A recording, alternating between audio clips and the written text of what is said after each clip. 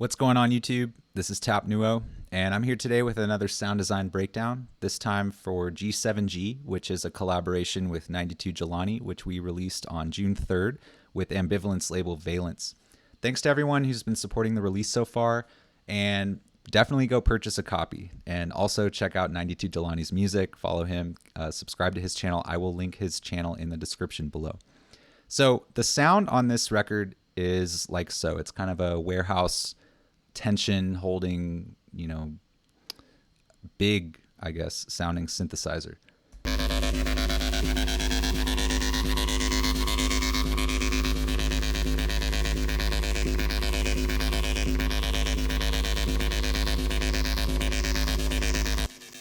And it slowly morphs over time, but it kind of always holds that tension. And with the drums coming in and out and just the way the arrangement is set up, it really is super effective and it's very DJable. That's one thing I really love about this record. So let's kind of break down how I actually made this sound. And to save some computer power, I'm going to mute this or freeze this right now, or make it inactive, sorry. Now, this is the technique where it's just a sine wave, right?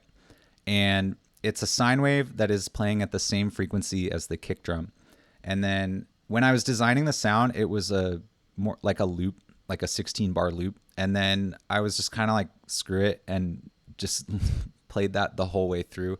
But technically, if you want to do it like the exact perfect way without having to make any edits like fades and whatnot, you should do a full sine wave for the whole length of the track. The problem is a lot of times when you're writing grooves, you don't really have the full arrangement in mind. Now, let's go ahead and listen to just that without any processing, right? Oh, hang on. You know what? This is also needs to be made inactive.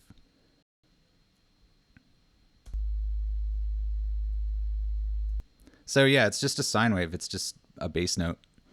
Now, the first plugin is the Filter Freak, and you'll definitely hear a difference on this. This is also why the volume is kind of lower on the sine, because it adds a lot of distortion. It essentially turns it into a square wave.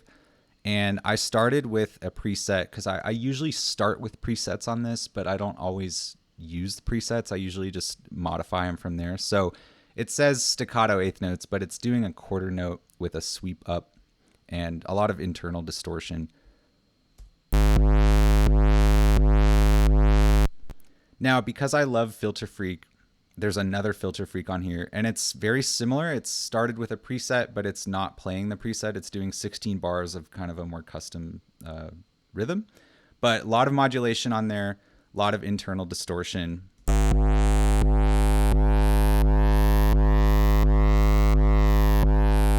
And you hear how that goes up and down and it slowly morphs over time. That's, if you listen to the record, you'll hear it in the sound, because the sound kind of over time goes up and down, and that's what keeps it moving. That's what always keeps the listener on their toes. It's very important when you're doing like warehouse style techno, but really any style of techno, to have like constantly changing things of a similar sound. And that's where automation really comes in handy, or LFOs, anything that can keep something moving over time, but also familiar to the listener. So the next plugin on there is the Vintage Filter, and it's doing a very similar process where there's internal distortion, a lot of resonance. It has a cutoff kind of low, but it's doing 2 bars with the LFO at 100%.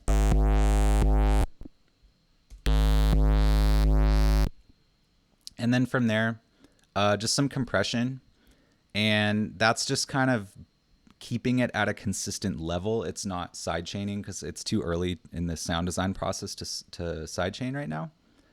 And I'm absolutely in love with the plugin Filter Freak. So this is where I started with another preset, tweaked it a little bit from there.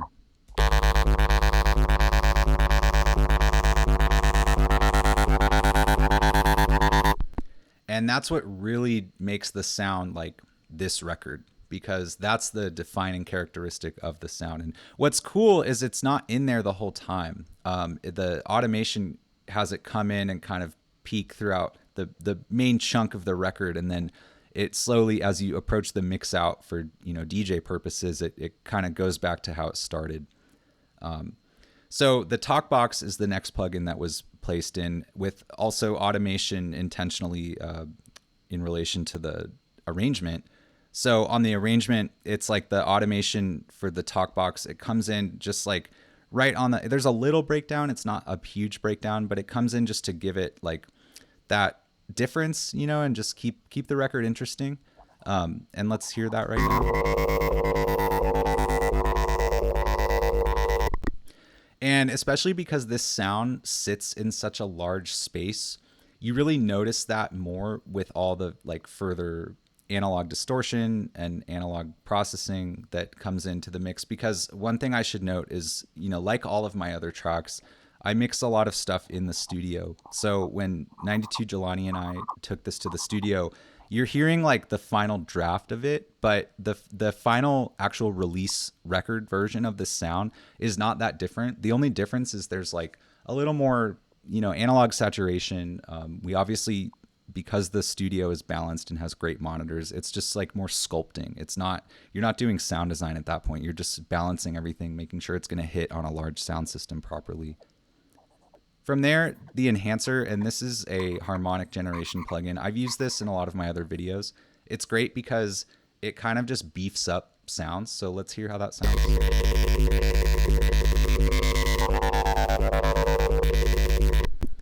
And I like it because without it versus with it,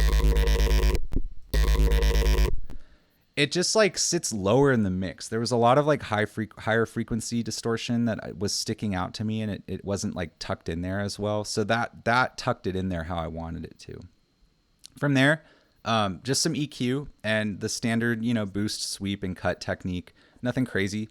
And one thing I should note is this is important in the sound design process, because all of these frequencies that you're listening to that are kind of harsh that you're taking out, if you don't take them out now, when you get to the point where you're mixing the record, you're going to have to take them out anyways. And by that time, you're trying to complement all the existing frequencies. You don't want to like have to go back and do like audio repair or anything like that, because it's both a waste of time, but it's also like just not creatively efficient, right? So from there, I'm not even going to bother opening this plugin. Every time I try and do a video and open this plugin, it crashes Pro Tools or it just slows it down. So all I will say about this is this TDR Nova plugin is cutting out the low frequencies, and there's some multi-band compression, just taming essentially some of those same frequencies that I previously scooped out with EQ. But instead of overall volume, it's kind of taming them down when they get to a certain volume. And that's the whole benefit of multi-band compression.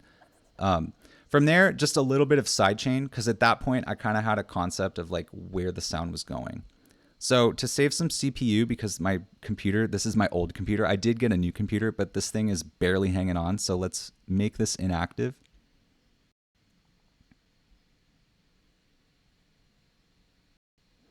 Okay, so now we have the printed version, right? Because oftentimes, and if you've seen any of my other Pro Tools sound design videos, I'll do a sound and I'll get kind of the concept down, and then I'll route it to a new track and print it out, and then keep processing from there. But when I am processing from that print, it's more like mix-based processing. It's not as much like rhythmic and sound design stuff.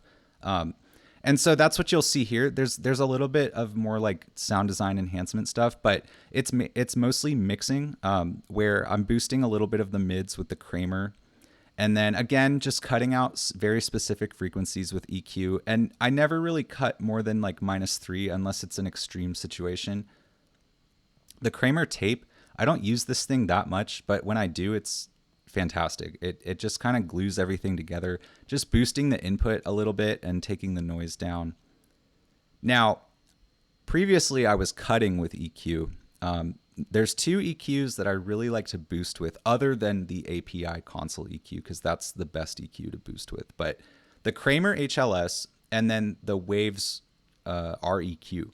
This thing, it's for some reason better with boosting than it is for cutting. It's kind of the opposite of the stock Pro Tools EQ. The stock Pro Tools EQ is really good for like cutting little things and more surgical stuff, whereas this thing is a more broad EQ. It's not as intended for like specific frequencies. It's more just like complementing a broader frequency range. And again, I'm not going to open this because it crashes my computer, and I don't even know how this computer is still hanging on. But similar thing, just cutting out 30 hertz because you don't need any of that information. And then just a little bit of multiband compression, again, just taming certain frequencies. Now, the TalkBox is another plugin that comes in only on that little breakdown just to give it more character, because there's already a TalkBox there, but I thought it'd be cool to add another vowel sound. And what it actually does is the formant over time, you'll see here the formant is shifting.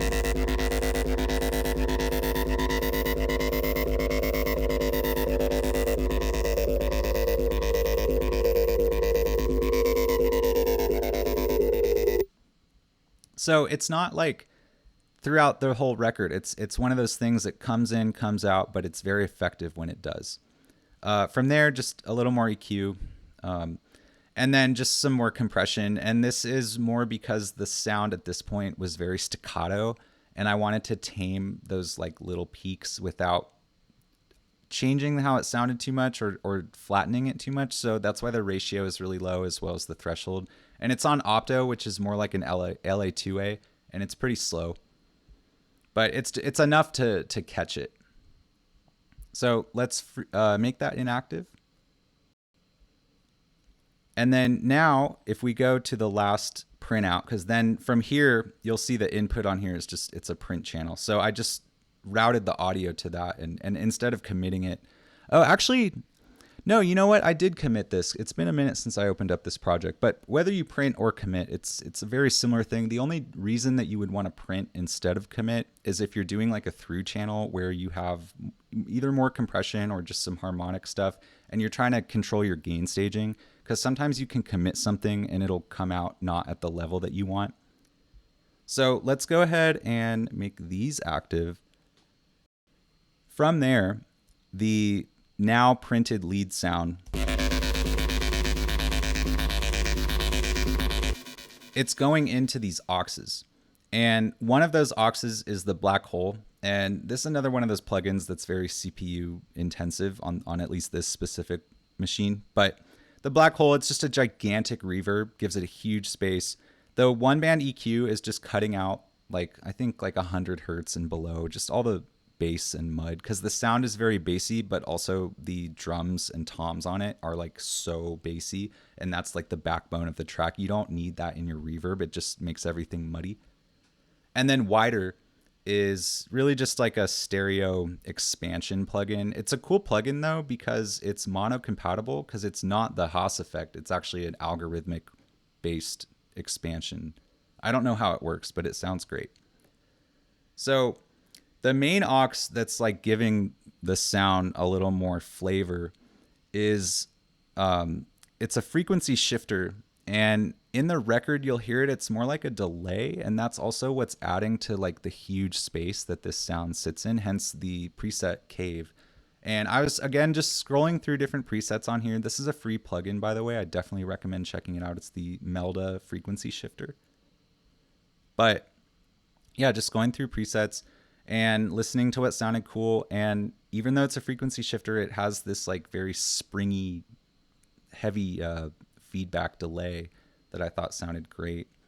So expanding the stereo image from there, because a lot of the drums, I mean, a lot of things on this record are super mono. So like to have that extreme contrast is very satisfying to the ear. It also is very effective when you're doing like warehouse techno, because warehouse techno, you want like a larger sounding space. You want sounds to like almost sound like they're far away from you. And that's what this does. The mix is only at 5%, but it's combined with other plugins, which is why the mix is low. Like on here, it's at 22%, but the stereo width is like almost at 100. Now, another way to get that sort of reverb without using reverb, and I know this sounds ironic because this is a reverb plugin, but you'll notice how low the actual mix is on it. And the reason for that is it's not being used as much as a reverb. It's almost like a slap delay. It's just a way to create space, and it's just ever so slightly tucked in there, because this track, it's a stereo aux effects track. It's not like, it has a dedicated reverb track, right? So we don't need to add like a big giant reverb. It's just a very like carefully placed, I guess, reverb. And I was just going through presets and kind of seeing what sounded good and tweaking from there. But cutting out all the lows, again, just to keep it breathing. There's no need to have any of that low frequency information in here. And the Kramer is really just to boost it because boost the top. Because when you brighten sounds, it kind of makes them sound like they're closer to you. It's like a ear trick. So psychoacoustically, if you boost the top frequencies, it really complements that delay and it kind of makes the delay sound closer. But I know that sounds weird because we're also at the same time trying to make it sound like it's not right up in your face. But it worked, and that's the main thing. Don't fight the flow. If something works, just rock with it. And especially if it's like something on an aux or that you can blend in, it's not like in the main part of the sound. You can tastefully blend it in. And then from there, because I had added all those plugins, it kind of like changed the tonality of it. And I noticed one very specific frequency that was driving me insane. And I cut a lot more than I normally do, but it happened to work. And, by the time this sound hit the console, all of those other harmonics that were scooped out carefully were kind of filled back in, but in a more pleasing way because the API just breathes when you mix with it. So that's essentially the entire synth or lead synth sound on that record. And if you have any further questions on like how to do this specific technique, whether it's in Pro Tools or another DAW, feel free to leave a comment. Definitely like this video. And I will also leave a link in the description to the new release. Definitely go check that out. Thank you so much. Later.